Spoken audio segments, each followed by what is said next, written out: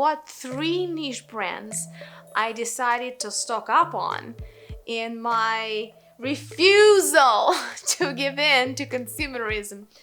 It's a bit of a mind twister, but once I start showing you the sense, you'll understand what I mean. You'll see why.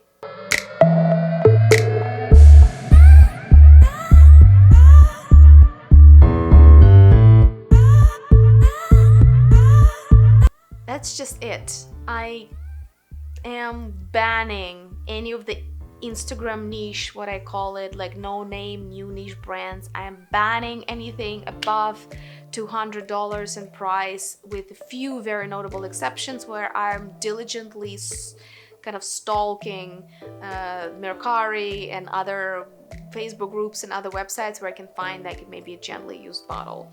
The 3 brands that I'm currently fulfilling my wishes and long-term desires or even backups of are the following. The first one, I'm gonna start with something relatively new, and this is my indulgence to myself.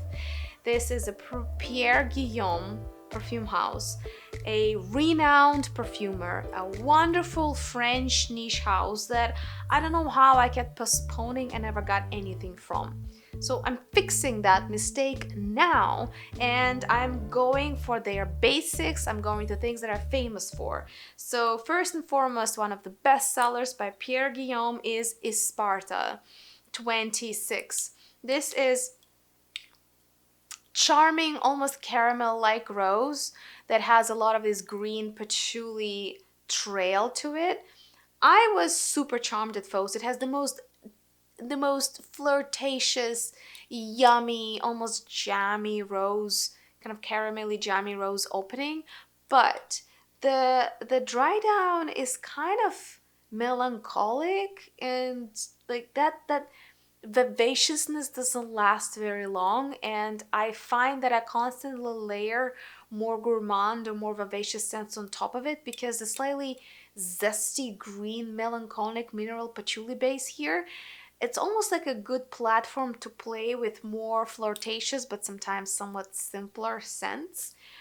But in itself, I just wish the opening lasted longer, but that's just my first impressions. I really need to wear it for a number of months before I'm ready to give you a full review on the fragrance, let alone the whole perfume house. The second one, I got it because it was a cheapie. Somebody was selling their bottles, like, anything Pierre Guillaume goes in this household. Morning in Tipasa, essentially a mojito. Yep, that's all I feel. Not much to tell you right now. I just find that this is a really good, it's good packaging. It's simple but recognizable. It's a house that has a master perfumer behind it. It's French niche, and yet it's not overly complex. It's not too conceptual. It's decent price point, even full size, from their website. And again, if you're interested, I'm super happy to just post on my olfactory library website if you can grab yourself a few decants before you actually do a shopping spree on full-size bottles. It's a really good entrance niche brand. It has all the elements that are right, and it's yet all of their scents I find are more wearable while being unusual enough to be called niche. So this is the house that I am stocking up on and I'm continuing to explore.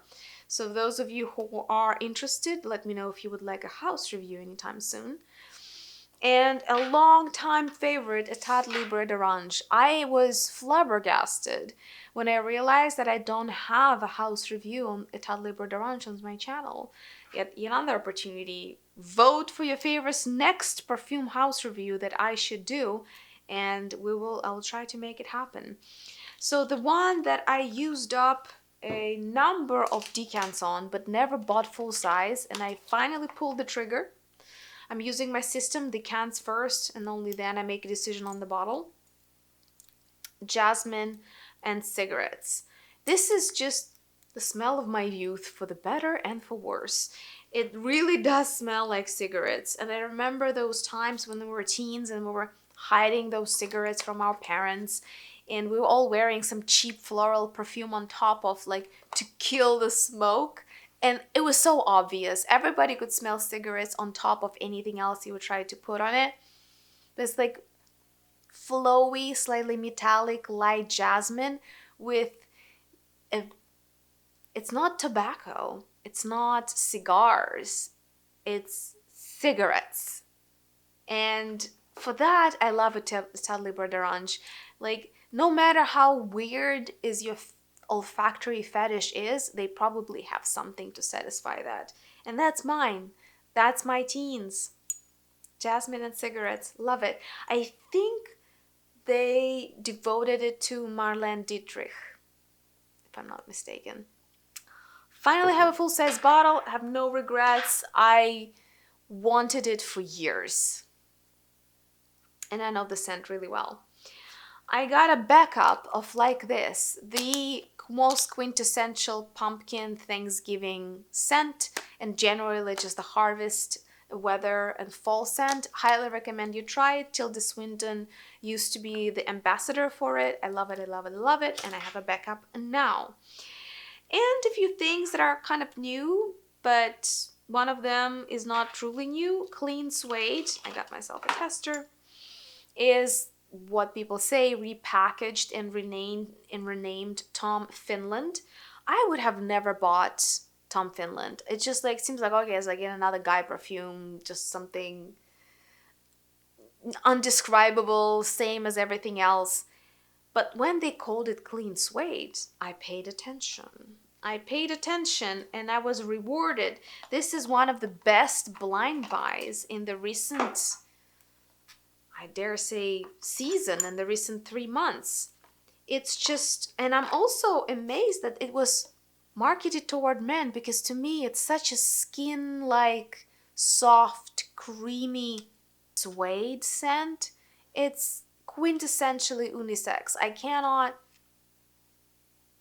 There's no saying of who it belongs to. It's just you have to like suede in this soft, demure, skin-like sense.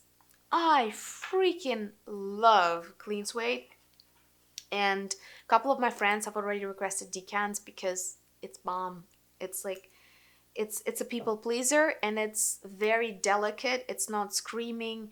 It's just people who have taste, who prefer something elegant and don't like their scents to scream across, 5 miles. That's the kind of thing to consider. It's really good stuff. And something a little bit more, I think I already showed it, but I'll show it again. The Ghost in the Shell. Oh, I think I showed it on social media. As Adonis told me, dedicated to anime series.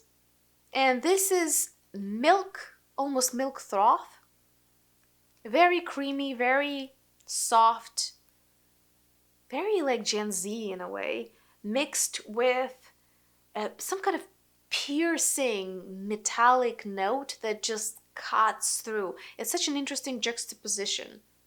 It's very distinct, yet it's very conformist. While trying to understand it, and I got myself a 30 ml bottle, I used up nearly a fourth, nearly a quarter of it. Interesting. Interesting, but when it comes to milky and lactonic fragrances, I would say it's good. And it's unusual with that contrast, but it's, for me personally, it's not my favorite lactonic fragrance. And if you're interested in what those are, I have Milky Musk's video on this channel that will give you a clue. And if you're interested, I can probably make a newer one, kind of like ranking my top lactonic fragrances. My preference here is more milky and less condensed milk. That's not quite my cup of tea. So Pierre Guillaume, Etat Libre d'Orange. Who's the third one? Well, that's gonna be an easy guess for many. I have a Renaissance falling in love for the second time with Serge Lutens. It was one of the few first niche fragrance houses that I discovered. I bought nearly everything I could put my hands on, and I discovered that I didn't like a lot of their bestsellers. I'm not a big fan of Jeu de Peau.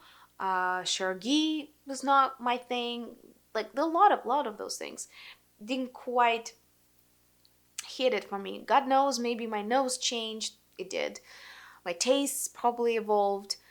But I'm now falling in love with them all over again and buying and buying and buying. First of all, I decided to complete my collection of their waters, and God knows they repackaged them so many times. It's so confusing.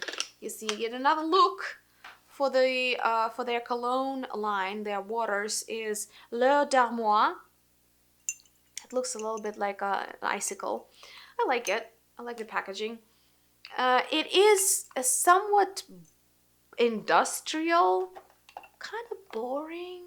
It's probably the most boring of all Serge Lutenses that I've tried. It's very kind of transitional, nothing, slightly bitter, industrial, bland almonds.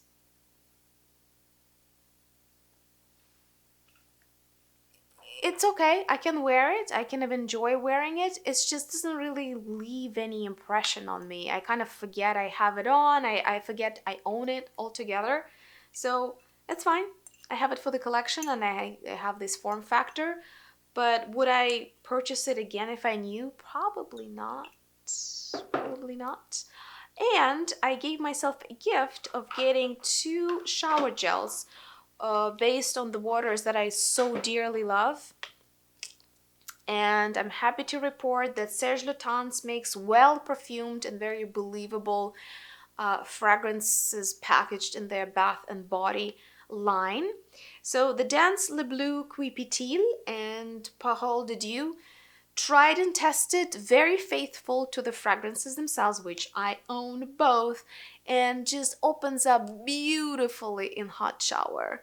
It's Dance Le Bleu Qui Pétille. It's salt, seaweed, and a little bit of this sharp, refreshing incense. I know it's a very unusual look at incense. You will not even guess it's there. I, for the longest time, couldn't put my finger on it.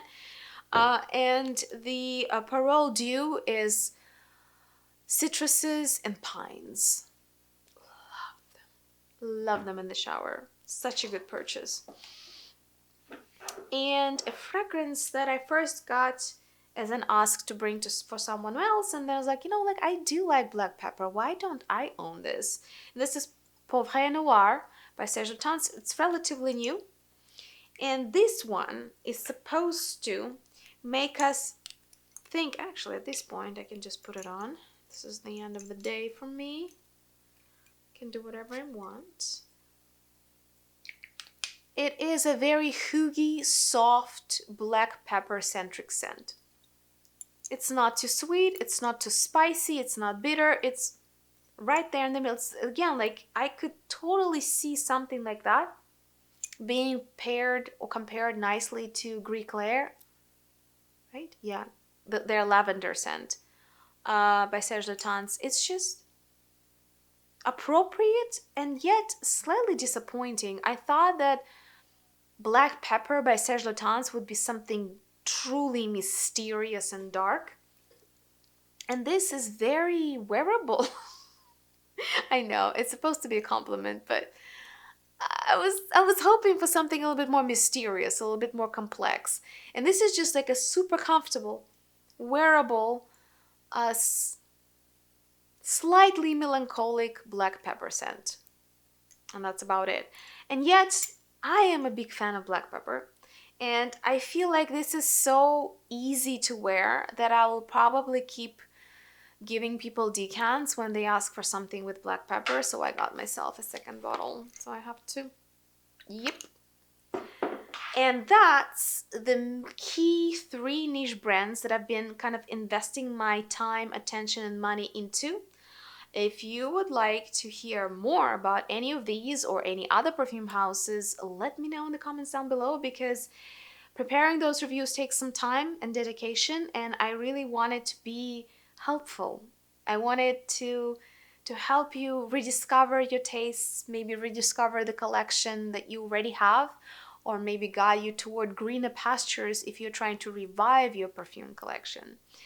So we'll be waiting for your feedback very impatiently. Thank you so much for watching. Don't forget to like and subscribe On Instagram, you can get your daily dose of perfume inspiration at meliora.perfumes, and the same melioraparfums.com is where you can get a decant of everything that I show. If it's not there, shoot me a DM on Instagram. I'll put it up for you. Okay? All right. Kisses. Take care of yourself. I'll see you in the next video.